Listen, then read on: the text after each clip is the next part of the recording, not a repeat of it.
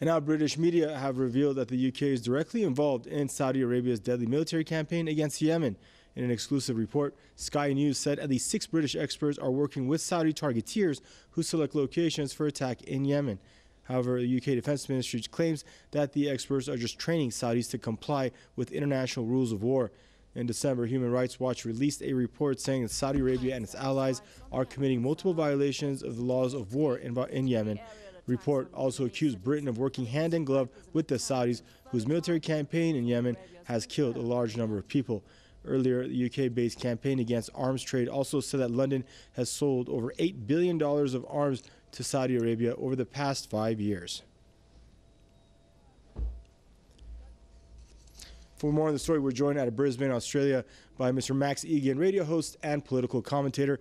Now, Mr. Igan, is this just a case of the UK putting profit above morality, or does it really think it's doing a good job by supporting the Saudis? Well, it's always put profits over morality if you look at British history, and you've really got to look at the history of Saudi Arabia and who put the regime in place and who's been financing and funding it all the way down the line. I mean, this has got British fingerprints all over it.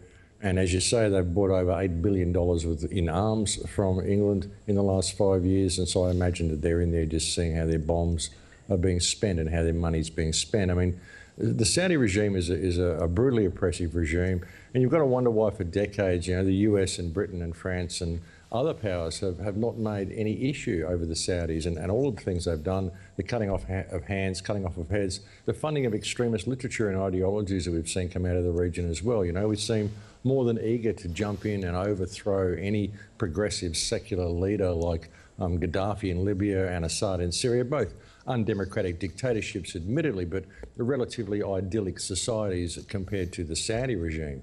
And yet nobody ever says anything about this, and we just go in and fund it and keep it going. I think what England's in there is just making sure that the war keeps continuing, make sure the arms keep flowing, and make sure the dollars keep running off to the bankers. That's what it's all about. And multiple world bodies have documented, on numerous occasions, the Saudis, relentless bombardments on civilian targets, on schools, on hospitals, and the use of banned cluster bombs. As you well know, that these are all war crimes. Can the UK be brought up on charges of complicity in war crimes if the case is brought against the Saudis for committing war crimes in Yemen? Well, of course it could, and it should be. I mean, and we see these war crimes being committed by other countries that England and the United States are supporting as well. I mean, look at the war crimes that are being carried out by Israel on a daily basis towards the Palestinian people.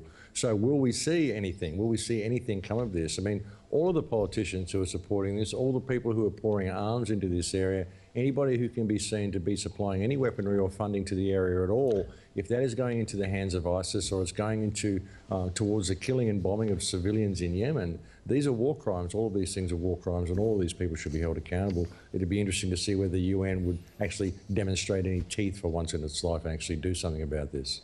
Mr. Egan, thank you for your contribution to the program. It's Mr. Max Egan, radio host and political commentator, joining us out of Brisbane, Australia.